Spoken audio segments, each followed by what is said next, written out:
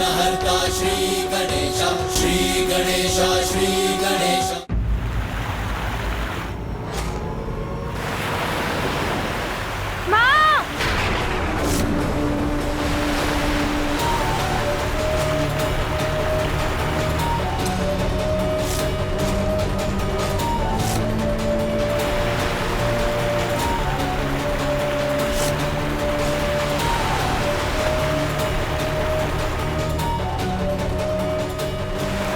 अनर्थ, घोर अनर्थ होने जा रहा है, किंतु इस धारा को कैसे रोकूं मैं?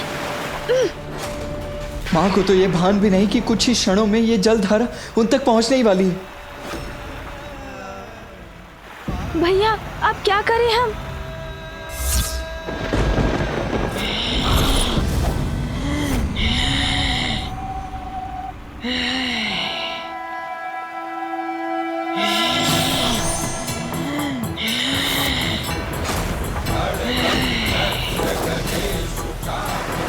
माता महाकाली,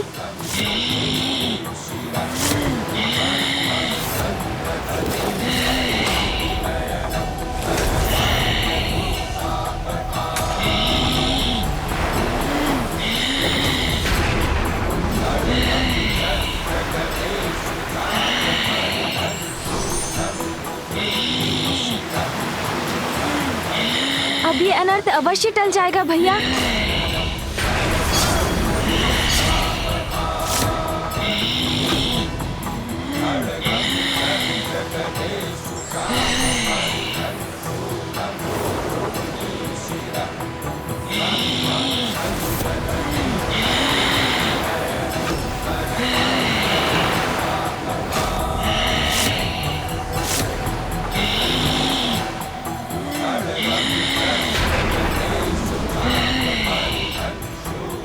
धन्य है माँ, धन्य है माता महाकाली।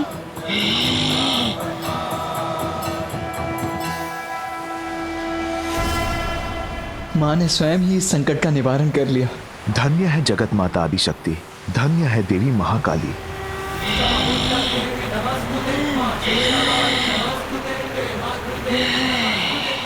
पिताश्री, अब तो परीक्षा समाप्त कीजिए। पिताश्री, माता के महाकाली रूप ने जलधारा को रोक लिया और माँ ने अपना तप भी भंग नहीं होने दिया। अब तो उनके तप को सफल कीजिए पिताश्री। ये अंत नहीं, आरंभ है पुत्र। अब तक तो कार्तिकेय, श्री हरि नारायण, तुम और देवी महाकाली सफल हुए, किंतु उमा की परीक्षा तो अभी भी शेष है पुत्र।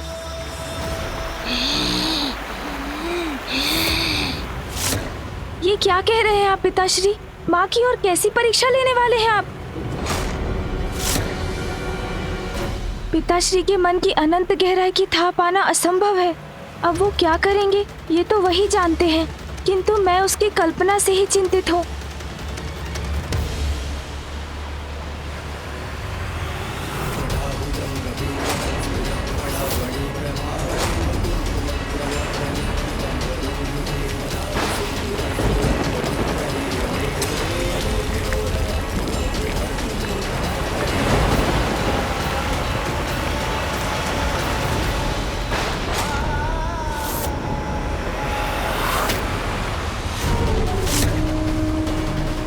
अब हम क्या करें गणेश? अब हमें इस समस्या का शीघ्र कोई समाधान सोचना होगा गणेश।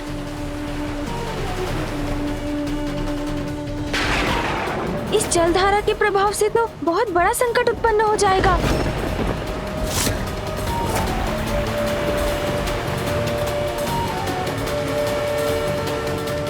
ये तो जैसे अज्ञानता का अंधकार है जो भक्ति और दिव्य प्रेम के प्रकाश से ही छटेगा, और कदाचित इस जलधारा से होने वाले विनाश को रोकने का भी यही उपाय है।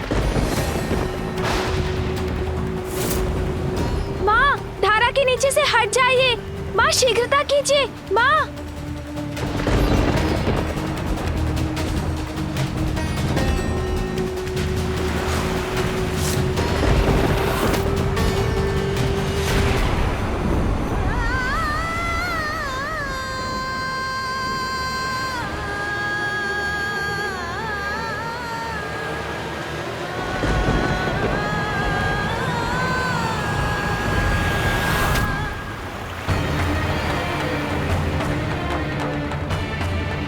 ये जलधारा मेरी ओर बढ़ी आ रही है। भ्राता नारायण, पुत्र कार्तिकेय, महाकाली और पुत्र गणेश सभी प्रचंड जल धाराओं को थामे हुए हैं। माँ, धारा के नीचे से हट जाइए। माँ, शीघ्रता कीजिए। माँ, हट जाइए। माँ, माँ, आपकी भक्ति की परीक्षा लेने के लिए पिताश्री द्वारा भेजी प्रचंड जल धाराएं हैं ये। इनके मार्ग से हटकर स्वयं को सुरक्षित कीजिए। माँ, हट जाइए।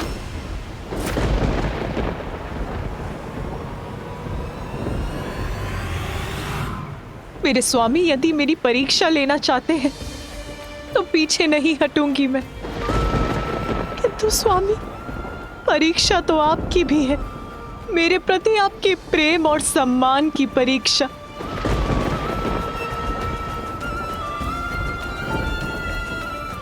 यदि मुझे बहना ही है तो अवश्य बहूंगी मैं, किंतु आपके साथ बहूंगी नाथ।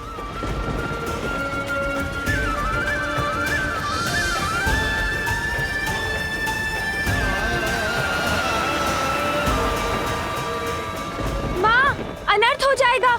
शीघ्रता कीजिए। माँ, हट जाइए।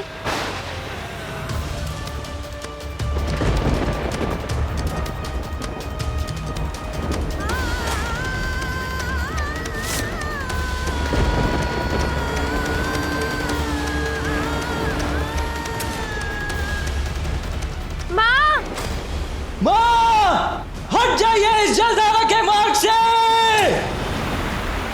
बहन पार्वती,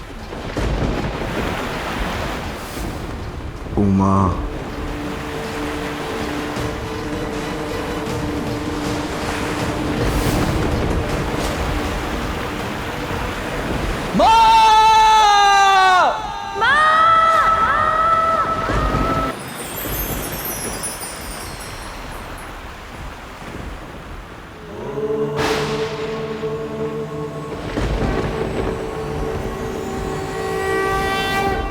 चंद्र भी पूर्ण हो गया बन के माथे की शोभा।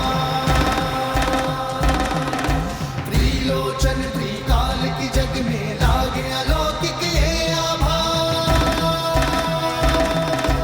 बंधन का विष पान किए और नीलकंठ कहलाए। जटा में धारण करके गंगा जग की प्यास बुझाए। आप आ गए नाथ, अंततः आपने सुन ही ली मेरी पुकार।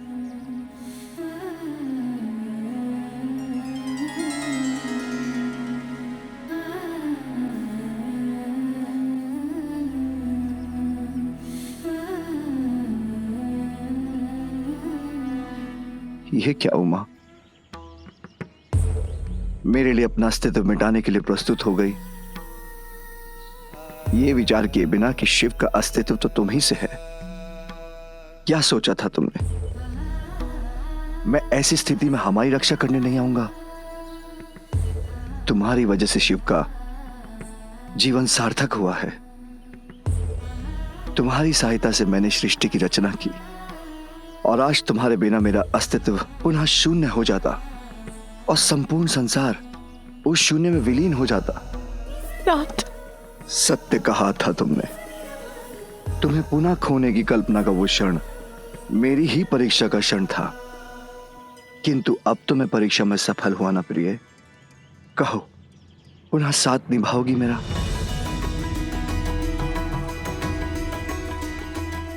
अपना हाथ मेरे हाथ में थाम कर मेरी पत्नी, मेरी सहभागिनी बनोगी? अवश्य नाथ, आपकी सहभागिनी बनना तो मेरा अधिकार है, सौभाग्य है।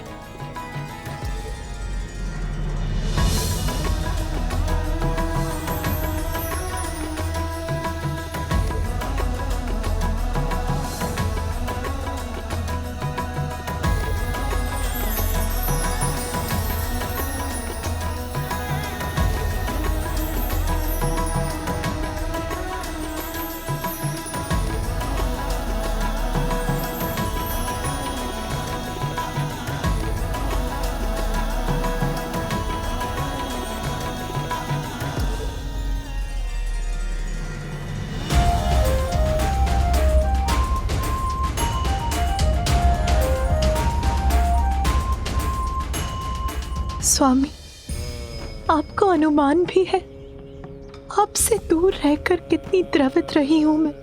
उमा, तुम्हारे वियोग की असहनीय पीड़ा से तो मैं भी व्याकुल रहा हूं।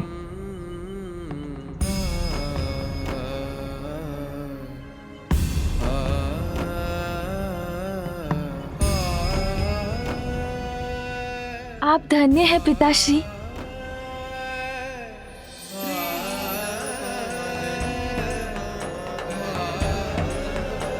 स्वामी, शिव और शक्ति के शुभ मिलन का समय आ गया है।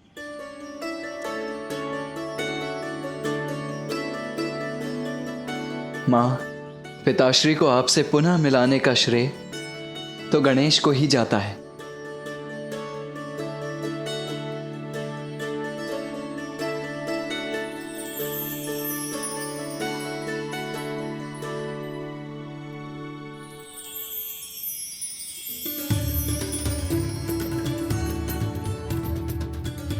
आप लौट आई माँ, मैं बहुत प्रसन्न हूँ। पुत्र गणेश। माँ,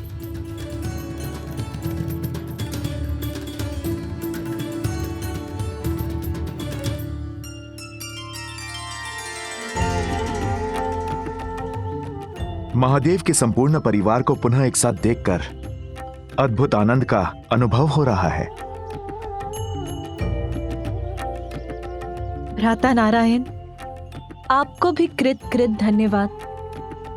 मैं अत्यंत भाग्यशाली हूं कि आप मेरे भ्राता हैं। उमा, कैलाश का कण कण तुम्हारी प्रतीक्षा कर रहा है। आओ, अब वहां लौट चलो मेरे साथ। अवश्य नाथ। इतने वर्षों से कैलाश से वंचित मैं भी वहां लौटने के लिए व्यग्र हूं, क्योंकि मुझे पुत्र कार्तिकेय के लिए उसका प्रिय भोजन और पुत्र गणेश के लिए उसके प्रिय मोदक भी तो बनाने हैं। अपने दोनों पुत्रों पर अपना लाड़ उड़ेलने का आनंद भी तो प्राप्त करना है। आओ आओ।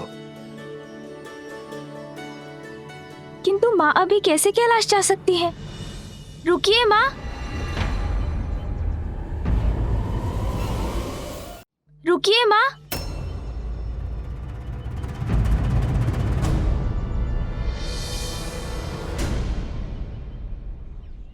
क्या हुआ पुत्र गणेश? मुझे लौटाने के लिए तुमने इतने प्रयत्न किए और अब तुम ही मुझे रोक रहे हो। हाँ माँ, अभी आपके कैलाश जाने का समय नहीं हुआ है। तुम्हारे कहने का क्या आशय है पुत्र? क्योंकि आप कुछ भूल रही हैं।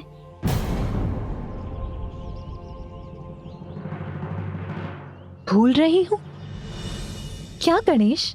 वो प्रण भूल रही है माँ कि जब पिताश्री पुनः आपसे विवाह कर आपको कैलाश ले जाएंगे, तभी आप उनके साथ जाएंगी।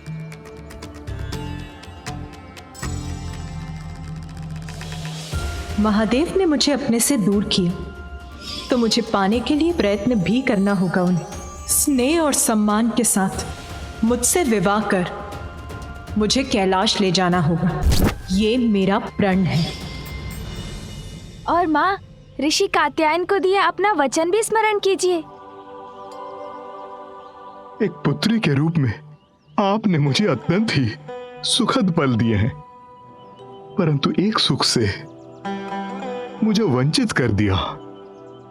बस आपका कन्यादान नहीं कर सका।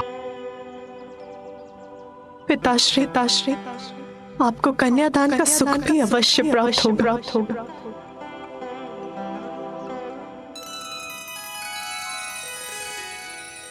ऐसा है तो पिताश्री को आपसे विवाह तो करना ही होगा माँ।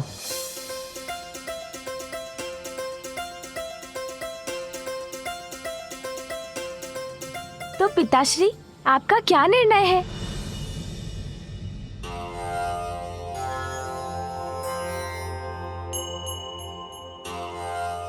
महादेव, गणेश का कथन उचित है। देवी पार्वती को अपने प्रण और वचन दोनों की मर्यादा रखनी होगी, जो आप दोनों के विवाह से ही पूर्ण हो सकती है। अब जो उचित है वही करना है आपको। जो अनिवार्य है उसमें विचार कैसा पिताश्री? हाँ महादेव, आपको देवी पार्वती से विवाह करना ही होगा। हाँ कीजिए ना पिताश्री। विवाह के लिए हामी भरिए ना महादेव। विवाह के लिए हामी भरिए महादेव। शीघ्र उचित निर्णय लीजिए महादेव। हाँ महादेव, आपको विवाह करना ही होगा। हाँ कर दीजिए ना पिताश्री।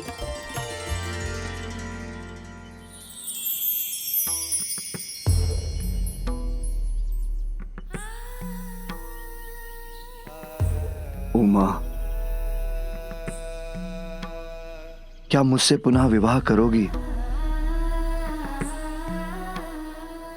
अवश्य नाथ।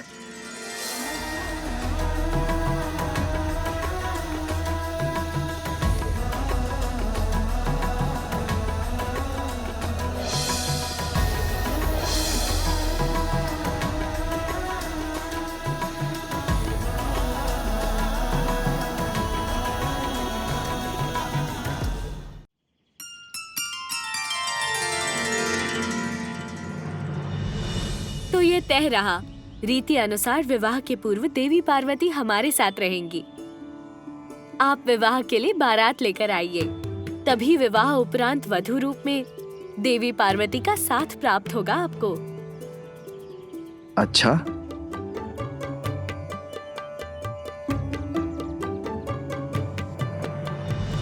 तब तो सर्वप्रथम कन्या के पिता से कहिए कि वो विवाह संबंध का शगुन कैलाश भिजवाएं।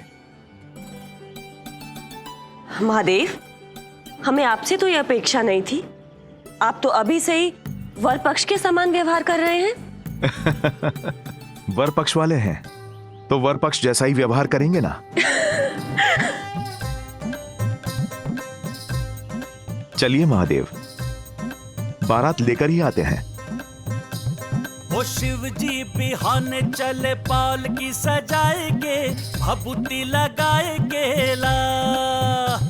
वो शिव जी बिहाने चले पाल की सजाएंगे, भभूति लगाएंगे, पाल की सजाएंगे ला। उमा, अब तो भेंट तभी होगी जब हमारा पुनः विवाह होगा। शिव जी बिहाने चले पाल की सजाएंगे, भभूति लगाएंगे, पाल की सजाएंगे ला। शिव जी बिहाने चले पाल की सजाएंगे, भभूति लगाएंगे, पाल की सजाएंगे ला। शिव जी बिहाने चले पाल की सजाएंगे, भभूति लगाएंगे, पाल की सजाएंगे ला।